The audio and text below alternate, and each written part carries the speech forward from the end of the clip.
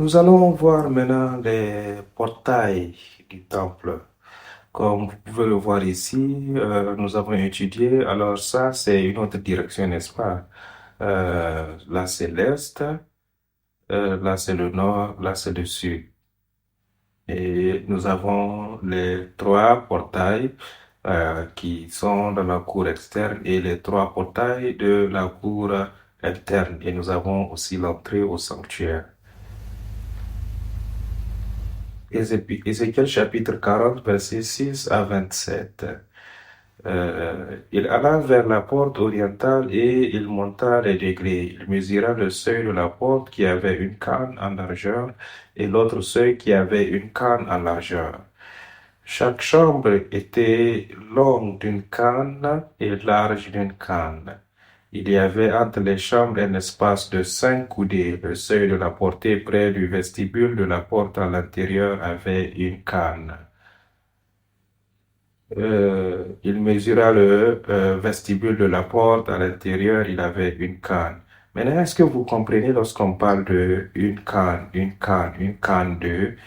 canne de 6 coudées ou 5 coudées, vous devez penser à ça, n'est-ce pas? 7 coudées.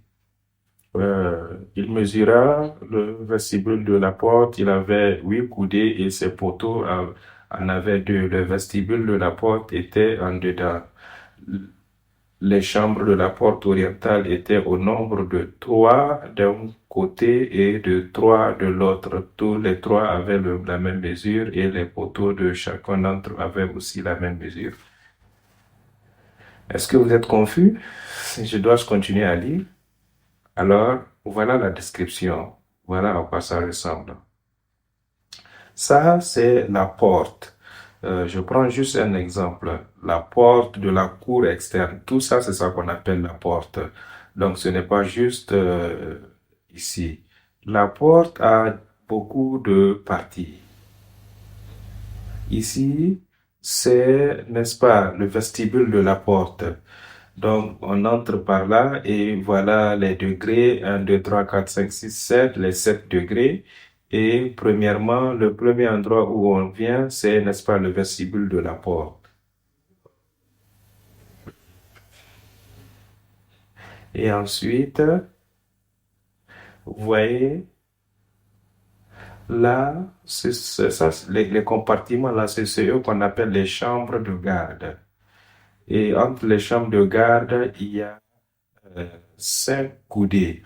Et ces chambres de garde, n'est-ce pas, c'est 6 coudées, n'est-ce pas, qui est une canne. Et vous avez des chambres aussi de chaque côté.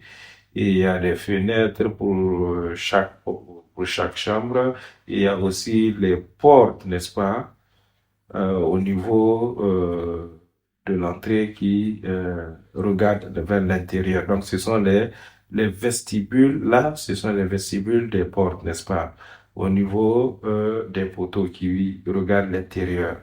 Donc, voilà les poteaux des portes. Donc, vous avez les degrés, les escaliers et vous avez aussi les portes de garde. Vous avez les murs entre les portes de garde, les chambres de garde. Vous passez, vous traversez les chambres de garde et vous avez le vestibule des portes au niveau des poteaux de la porte qui regardent l'intérieur. Et ensuite, vous avez donc les poteaux des portails. Et voilà donc les poteaux sur les côtés, les piliers sur les côtés. Et le vestibule regarde à l'intérieur. C'est ce à quoi ressemble donc le portail. Donc, les portes que nous venons de lire dans ce passage d'aujourd'hui, nous avons sauté, n'est-ce pas, sont les portes qui donnent le droit à l'arbre de vie, qui donnent accès à l'arbre de vie. La raison pour laquelle nous pensons euh, la raison pour laquelle nous entrons dans ce temple, c'est parce à la fin, n'est-ce pas, de cette marche, nous voulons parvenir à l'arbre de vie, la présence de Dieu. Et Nous devrons passer par ces portes-là pour arriver à l'arbre de vie et je crois que c'est cela notre désir en tant qu'être humain. Et quelles sont ces portes? Quelle signification pouvons-nous voir à travers ces portes? Pensons à ce que la Bible nous apprend par rapport aux portes et comment nous pouvons entrer à travers ces portes jusqu'au temple d'Ézéchiel de la Nouvelle Jérusalem. Les portes représentent toutes choses qui sont à l'intérieur. La porte représente tout ce qui est à l'intérieur d'une chambre. Euh, on parle du bureau du pasteur ou la chambre du pasteur. Ça ne veut pas dire que cette porte-là, c'est cela. Mais c'est ce qui est à l'intérieur qui représente la porte, n'est-ce pas? Somme 87, verset 2. L'Éternel aime les portes de Sion. Est-ce que l'Éternel aime les portes? Est-ce que c'est ce que le verset est en train de dire? L'Éternel aime les portes de Sion plus que toute autre chose d'Israël. L'Éternel aime les portes de Sion plus que toutes les demeures de Jacob. Isaïe chapitre 3 verset 26, 14, 31, Jérémie 14, 2. Et ces portes vont se lamenter et être dans l'amertume. Lorsqu'ils pêchent, les portes vont être dans l'amertume et dans la lamentation. Qu'est-ce que ça veut dire? N'est-ce pas? Cela est en train de personnaliser les portes, mais les portes représentent en fait les personnes qui vivent à l'intérieur de ces murs. Lorsque la ville est envahie, les portes vont se lamenter. Les portes représentent toutes les personnes qui sont dans la ville. Genèse chapitre 22, verset 17. Enfin, je vais vous bénir et je vais bénir votre multitude, n'est-ce pas? Là, c'est la bénédiction de Dieu sur Abraham et ta descendance possédera les portes de ses ennemis. Donc, euh, les, la descendance de Jacob sera des collecteurs de portes. Ils vont aller vers les ennemis et enlever les portes de leurs ennemis, n'est-ce pas? Est-ce que c'est ce qu'on veut dire? Des chambres pleines de portes des ennemis. C'est pas ce que le verset dit, n'est-ce pas?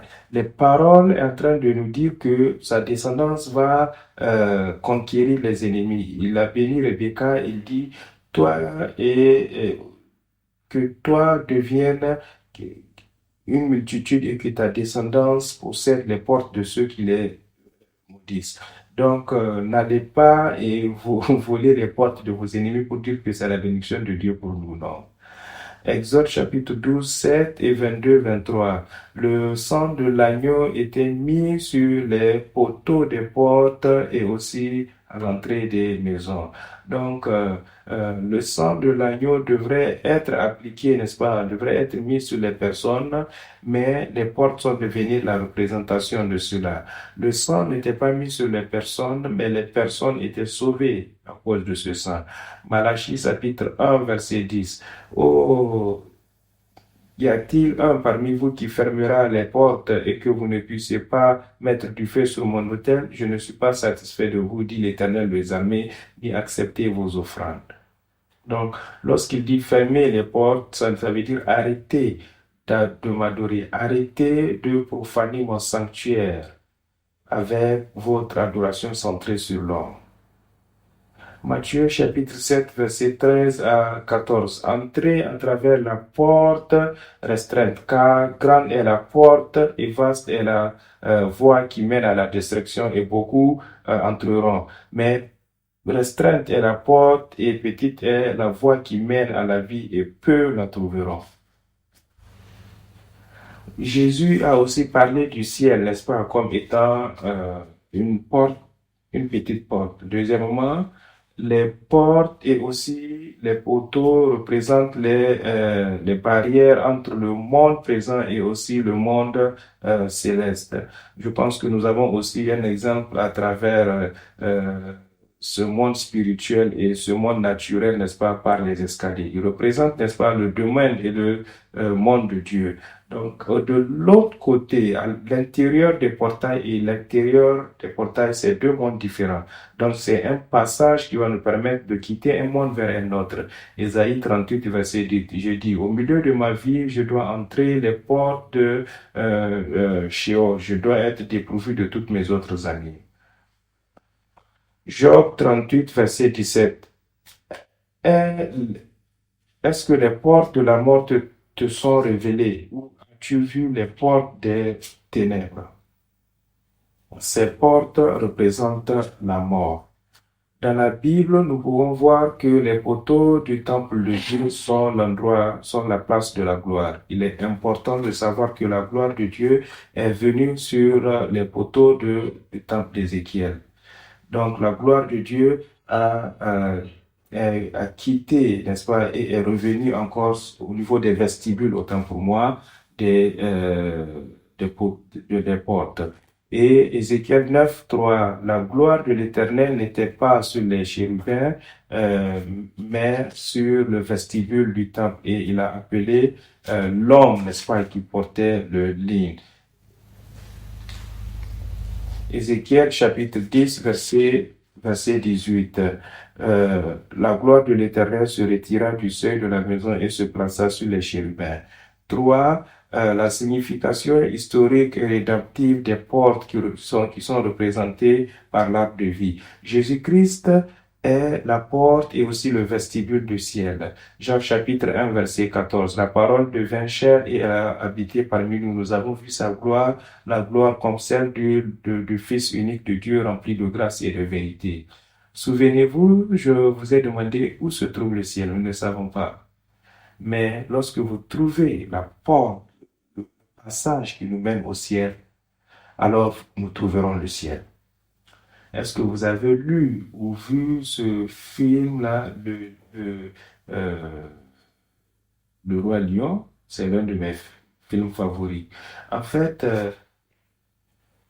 je, mes, mes étudiants ont ce type de placard. Et pour lui, dans ce film, le placard, c'était ça, sa porte. Est-ce que j'ai essayé de rentrer par là? Non, c'est trop petit.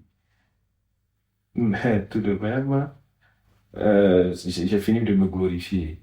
Euh, dans ce film, n'est-ce pas, ce placard, à l'extérieur, lorsqu'on le voit, ça, c'est comme un placard vieux qui n'a aucun sens. Mais lorsque vous le touchez et que vous entrez, c'est tout tellement nouveau à l'intérieur. De cette même manière, Jésus-Christ est venu vers nous et il est devenu cette porte pour nous, pour que nous puissions avoir accès à son royaume. C'est l'une des raisons pour lesquelles il est venu. Car sans lui, nous ne pouvons jamais trouver l'entrée au royaume du ciel. Donc, la gloire de Dieu est venue au niveau du vestibule du temple d'Ézéchiel. Et là, la gloire de Dieu, Jésus-Christ, est la gloire de Dieu et il est venu. Cette gloire a habité en Jésus, n'est-ce pas? Cette parole qui est devenue chair, le corps physique de Jésus, donc, a accompli cette tâche du vestibule. Et il est le chemin, la vérité et la vie. Et nul ne peut venir au Père si ce n'est par lui. Il est la porte. Jean chapitre 10, verset 16, Jésus leur dit, en vérité, je vous le dis, je suis la porte du bateau. Donc, le bateau doit entrer par moi, parce que à lui, nous avons tous accès à travers l'Esprit au Père. Éphésiens 3, 12, en qui nous avons la confiance et un accès à travers lui. Actes chapitre 4, verset 2. Et en lui, il y a le salut et en personne d'autre, car il n'y a aucun autre nom dans les cieux et sur la terre qui a été donné parmi les hommes par qui nous pouvons être sauvés. Amen. Jésus est la seule porte qui nous mène au royaume des cieux. L'Église que Dieu a rachetée par le sang de Jésus, c'est cela la porte, c'est ça le vestibule du ciel. Nous avons besoin de comprendre cette relation entre Jésus et l'Église. Jésus est devenu le modèle pour l'Église, un peu comme la canne, n'est-ce pas, qui mesure les coudées de l'Église. Donc Jésus est cette porte et ce vestibule du ciel pour nous. Et nous avons besoin de marcher dans les pas de Jésus. Et après que Jésus soit retourné au ciel, il nous a donné cette commission, n'est-ce pas, de faire cette même œuvre qu'il a faite. Donc l'Église a besoin de devenir l'entrée et aussi le vestibule du ciel. Je prie que toutes nos églises, notre Église devienne cette porte d'entrée sur le ciel pour beaucoup de peuples. Et je crois que Dieu attend pour tant que beaucoup de gens entrent, alors nous avons besoin de faire notre tâche, de nous acquitter de notre responsabilité, nous croyons que notre Église est la porte du ciel. Genèse chapitre 28, versets 16 et 17. Cette échelle que Jacob a vue était une connexion entre la terre et le ciel, et elle était une sorte de portail, une porte d'entrée. Et quand Jacob s'était réveillé de son sommeil, il dit, certainement l'Éternel est à cet endroit. Je ne savais pas, mais il était effrayé. Il a dit, waouh, quelle gloire cet endroit. Ce n'est rien d'autre que la maison de l'Éternel, c'est la porte du ciel. Jacob fuyait de la maison de son père et aussi de son frère Esau. Et à Luz, un endroit qu'on appelle Luz, il était fatigué et il a placé un rocher pour faire de ça un oreiller. Et il a eu une vision, un rêve du ciel qui était connecté au sol, à la terre par cette échelle. Il pensait que cet endroit était juste un désert qu'on appelait Luz. Et il était choqué lorsqu'il a vu et réalisé que c'est en fait la porte du ciel. Il a réalisé que l'Éternel était là et il était à l'endroit où il était. Et là où l'Éternel est, c'est ça Jéhovah Shammah. Et quelle grande bénédiction que nous aussi nous pouvons recevoir à travers Jésus. Lorsque, où est-ce que nous sommes, l'Éternel est là. Et Jésus lui a dit, où que tu seras, je serai avec toi. Où que tu sois, je serai avec toi. Et c'est pourquoi Jacob a réalisé que ce n'est rien d'autre que la porte du ciel. Souvent, nous vivons notre vie de foi, nous venons à l'église, nous venons à l'école, nous venons à la maison sans nous rendre compte où est-ce que nous sommes en train de rentrer. Mais puissions-nous réaliser que ce n'est rien d'autre que la maison de l'Éternel, la porte du ciel. Puissions-nous réaliser que cette maison est la porte du ciel. Lorsque nous rentrons à la maison, prions que cette maison soit la porte du ciel, où je peux entrer pour te rencontrer et où notre Église peut aussi être la porte du ciel et que les gens peuvent entrer et rencontrer Dieu à l'intérieur. Quelle merveille peut être cet endroit? Quelle merveille peut être cet endroit? Disons-le ensemble. Nous avons chanté hier ce chant à la fin, n'est-ce pas? Quelle merveille est cet endroit? C'est pourquoi Jacob s'est réveillé le matin et il a pris la pierre qu'il a utilisée comme oreiller et il a placé cela comme un pilier pour adorer Dieu. Et il a appelé cet endroit Bethel, la maison de Dieu. Et il a déclaré en Genèse chapitre 28, verset 22, que cette pierre que j'ai utilisée comme un pilier sera la maison de l'Éternel. Et de tout ce qui m'a donné, je vais te donner le dixième. C'est cela qui est devenu, n'est-ce pas, l'endroit de l'adoration ou bien la naissance de l'Église aujourd'hui. Puissions-nous avoir cette confession sincère comme Jacob en rencontrant et en voyant la porte du ciel.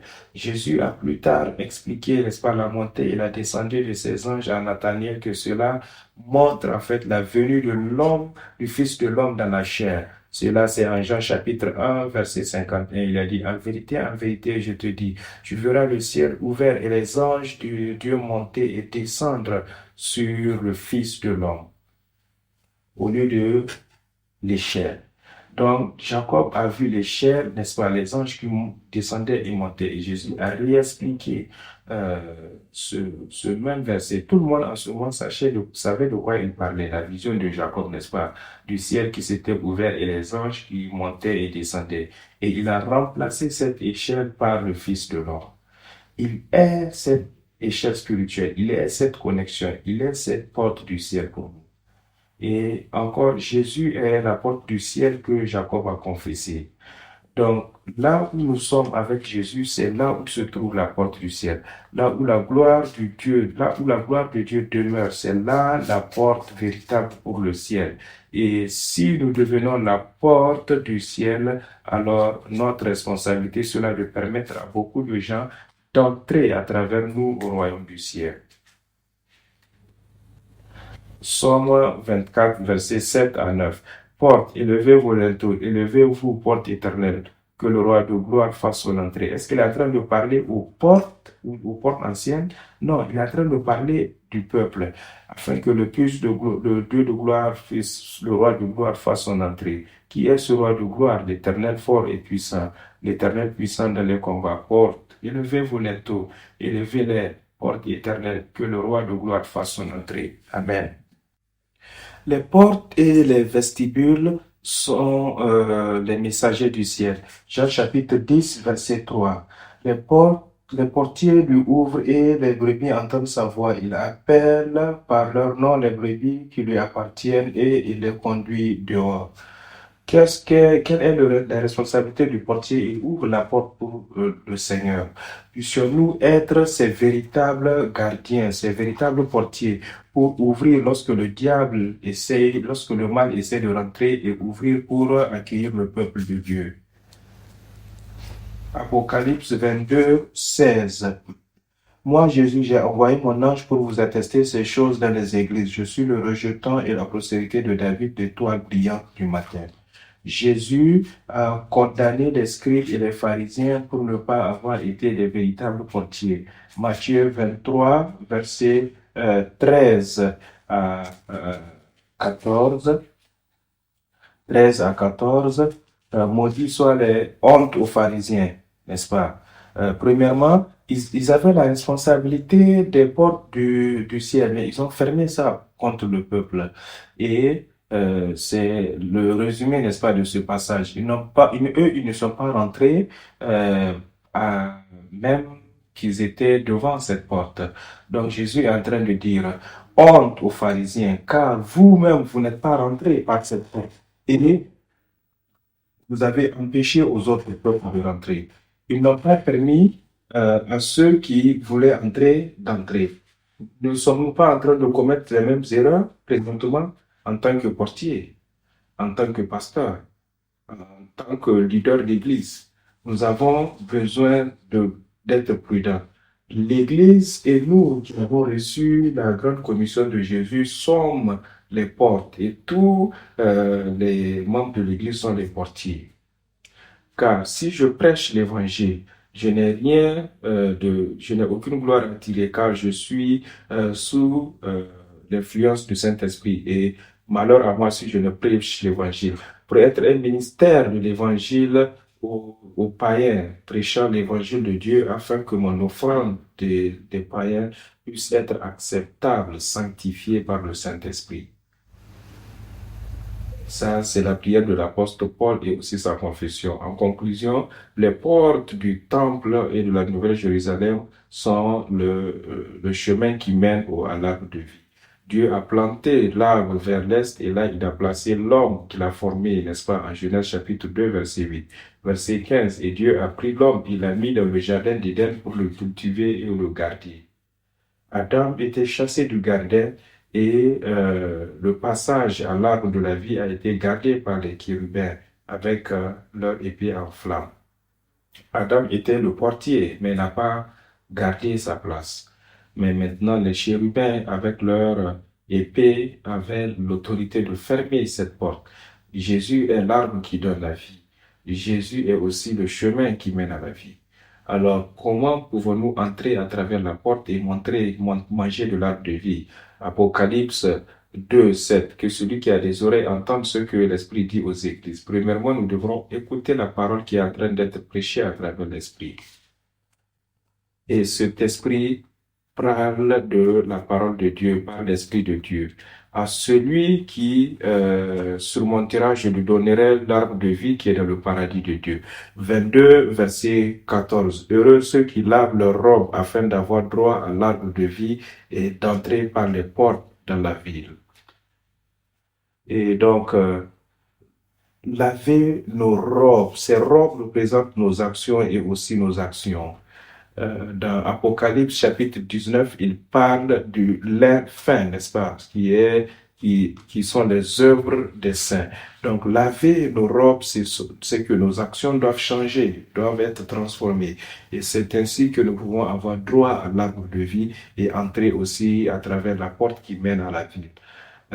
Les choses qu'on n'a pas retrouvées dans le temple d'Ézéchiel, les choses qui n'ont pas été retrouvées dans le temple d'Ézéchiel. Si nous avons besoin de comprendre que le temple d'Ézéchiel est une image que Dieu a donnée à Ézéchiel et aux enfants d'Israël pour décrire son temple céleste. Et ce temple, en fait, manifeste la Nouvelle Jérusalem. Donc, si le temple de Salomon était celui qui a été bâti sur cette terre contenant le plan que Dieu a donné à Moïse et David, le temple d'Ézéchiel est le temple céleste, et dans lequel Dieu habite, dans les deux, n'est-ce pas? Est-ce que c'est deux différents ou c'est le même Dieu? Lequel Dieu préfère habiter? Dieu habite dans les deux temples, mais cela manifeste deux aspects du temple, n'est-ce pas? Le temple céleste et le temple terrestre. Dieu aussi a deux aspects. Il est aussi le véritable temple, il a aussi l'aspect divin et l'aspect humain. Il est 100% Dieu et il est 100% homme. Et il est aussi, et nous aussi, nous avons deux aspects, n'est-ce pas? Nous sommes esprit et nous avons aussi la chair. Nous sommes esprit et chair. Donc, quelles sont les différences prominentes qu'on trouve dans le temple d'Ézéchiel si nous devrons les comparer au temple de Salomon? Premièrement, donc c'est le bassin pour laver les mains. Euh, Nous avons vu ça dans l'étude que nous avons faite sur le tabernacle. Donc, je vais sauter l'explication là de ce que ça signifie. Mais la Bible nous dit que le but de l'être humain, c'est de rencontrer Dieu, n'est-ce pas? Et la Bible est l'outil à travers lequel nous pouvons rencontrer Dieu et le connaître. Nous le rencontrons au niveau de l'arche de l'Alliance dans le lieu très saint. Lorsque nous commençons par la porte, c'est là que nous avons le pardon de nos péchés et nous recevons l'Esprit de Dieu à travers au niveau du bassin, n'est-ce pas, d'eau. Et les trois objets à l'intérieur du tabernacle, n'est-ce pas, sont les œuvres de Jésus. Donc, nous avons besoin de venir aussi vers Jésus. Et l'endroit le plus saint, c'est le ministère de Dieu le Père, et là où nous rencontrons la gloire de Dieu et recevons la vie éternelle. Romains chapitre 8 nous dit que c'est l'Esprit du Père qui a ressuscité Jésus d'entre les morts. Donc, les prêtres pouvaient uniquement laver leurs mains dans le bassin de l'eau, mais celui qui pouvait uniquement rentrer dans le lieu très saint, c'est le souverain sacrificateur. Celui qui pouvait rentrer, n'est-ce pas, à travers le Saint-Esprit devrait recevoir d'abord le Saint-Esprit au niveau du bassin d'eau. Et j'ai déjà mentionné ce passage plusieurs fois. Jean chapitre 7, verset 7 à 9, Jésus dit, venez à moi qui avez soif, et de l'eau coulera de vous. Nous ne pouvons pas couvrir, n'est-ce pas, la grandeur de péché en nous sans l'aide du Saint-Esprit. Nous devrons nous repentir, mais sans l'aide du Saint-Esprit, nous allons retourner encore à notre péché. Donc, c'est pourquoi nous avons besoin du Saint-Esprit. Psaume 51. David s'est repenti et il a compris que le cercle de péché peut être coupé, peut être brisé uniquement par le Saint-Esprit. C'est pourquoi il a demandé à Dieu de ne pas lui enlever le Saint-Esprit. Jean chapitre 3, verset 3 à 5, vous devrez être né de Jésus, vous devrez être né d'eau et d'esprit. Donc, nous avons parlé de pourquoi ces choses ne sont pas à l'intérieur, mais je vous ai donné déjà une idée. Donc, au lieu du bassin d'eau qui devrait être rempli à plusieurs reprises ou changé, c'est cette rivière éternelle d'eau qui coulait. La table du pain, n'est-ce pas? Les chandeliers et aussi l'autel pour le parfum odoriférant. Toutes ces choses-là n'étaient pas à l'intérieur de ce lieu saint, n'est-ce pas? Je crois je vais sauter cela à cause du temps. Vous avez cela dans les notes. Mais aussi le voile n'était pas à l'intérieur. Le voile n'était pas à l'intérieur qui donnait l'accès au lieu très saint. Nous savons lorsque Jésus était mort, n'est-ce pas, le voile était déchiré de haut en bas. Donc, vous entrez dans l'intention de rencontrer l'arche de l'Alliance. L'arche de l'Alliance aussi n'est pas à l'intérieur. Et donc, dans l'endroit le plus saint, imaginez la chose la plus importante dans le temple, n'est-ce pas, dans l'Ancien Testament, ne sont toutes pas présentes à l'intérieur. Vous entrez, vous dites, mais où où sont toutes ces choses? C'est comme si vous partez au Seigneur, vous demandez où est Dieu? N'est-ce pas? Ça, j'ai souffert avant d'arriver ici et maintenant je rentre. Où est Dieu? Il est où? Les deux tablettes de pierre, le vase de manne, euh, le bâton d'Aaron aussi n'était pas à l'intérieur. Est-ce que vous n'aimez pas cela? Nous sommes déjà à la conclusion. Donc, les articles qui manquaient dans le temple d'Ézéchiel semblaient être les choses les plus importantes dans le temple d'Ézéchiel. Mais dans le temple d'Ézéchiel, Dieu a choisi que ces choses-là ne sont pas suffisamment importantes, donc au revoir. Pourquoi ces choses manquaient dans le temple d'Ézéchiel? L'absence de ces articles dans le temple d'Ézéchiel nous donne un aperçu que ce temple sera accompli après l'œuvre expiatoire de Jésus-Christ. Dans l'Ancien Testament, le tabernacle et le temple de Salomon, ces articles, en fait, tous pointaient vers Jésus. Tous étaient une symbolisation de Jésus et ce qu'il allait faire. Nous avons étudié ça. Le temple d'Ézéchiel n'était pas donné, n'est-ce pas, comme modèle pour être bâti sur cette terre, mais c'était une image qui était donnée pour permettre au peuple de Dieu d'avoir de l'espoir et comprendre le royaume des cieux. Souvenez-vous que le bassin d'eau, n'est-ce pas, le chandelier, la table de pain, l'autel de parfum odorifère représentait tous Jésus.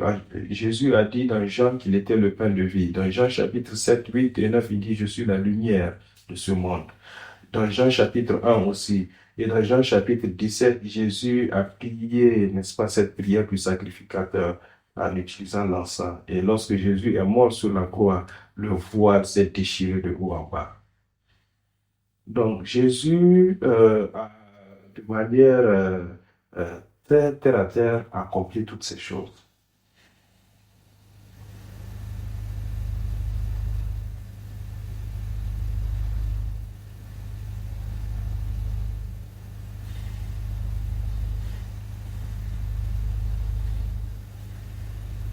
Oui.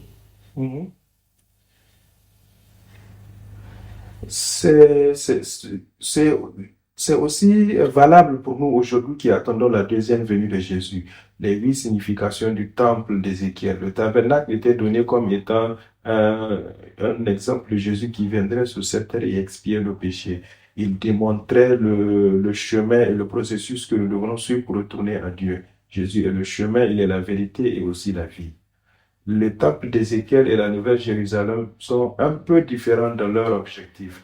Ils représentent le royaume de Dieu pour ceux qui ont déjà le pardon et qui sont déjà rachetés. Ceux qui ont déjà eu le pardon et ont reçu la vie à travers le sang de Jésus. Est-ce que vous avez besoin de ces choses lorsque vous avez déjà Jésus? Vous avez déjà Jésus. Il est déjà l'arche de l'alliance. Donc ce temple est est une vision pour la fin des temps. La- les saints à la fin des temps qui ont déjà Jésus-Christ. Ne regardez pas, ne recherchez pas ces choses-là, même l'arche de l'alliance, ne recherchez pas ces choses-là lorsque vous avez déjà Jésus, lorsque vous avez déjà la chose réelle, vous avez déjà l'argent concret, vous n'avez pas besoin de pleurer encore pour de l'argent que vous n'avez pas encore, que vous ne pouvez pas avoir.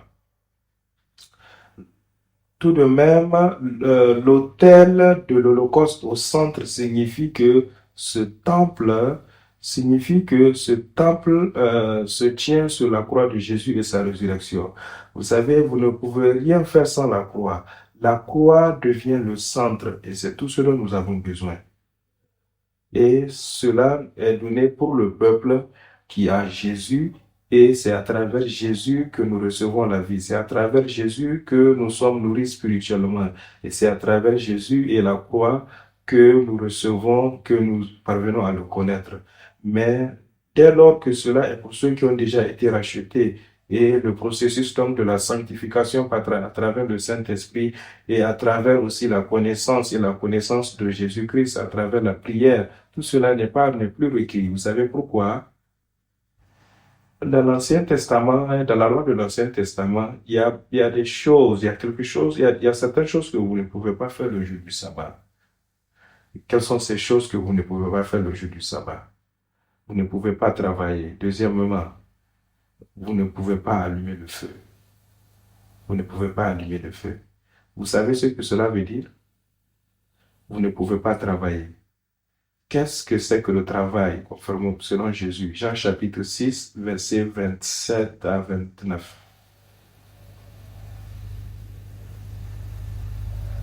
Le travail qui donne la vie.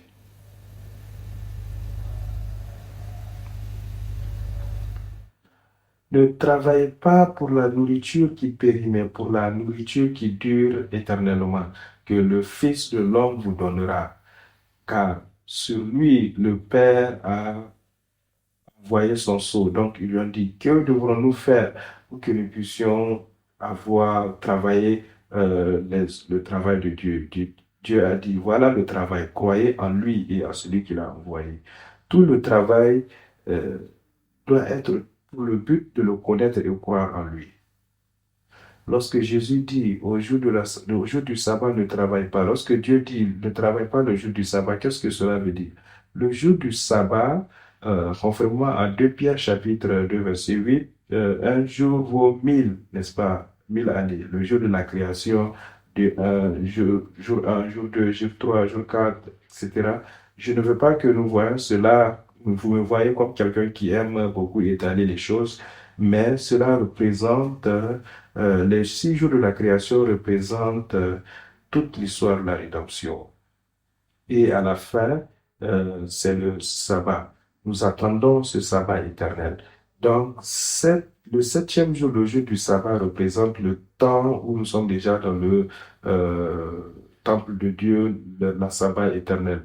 Et si jusqu'à en ce temps, vous travaillez, vous œuvrez pour votre salut, ce n'est plus juste. Le travail doit être fini à ce moment-là. C'est pourquoi au jour du sabbat, Dieu a dit ne travaillez pas. Si vous travaillez, vous allez mourir. Si vous avez besoin encore de travailler, cela veut dire que la mort, votre salut, en fait, n'est pas encore accompli, comme Philippiens nous le dit, n'est-ce pas? Si votre salut n'est pas encore obtenu, alors vous êtes dans des problèmes.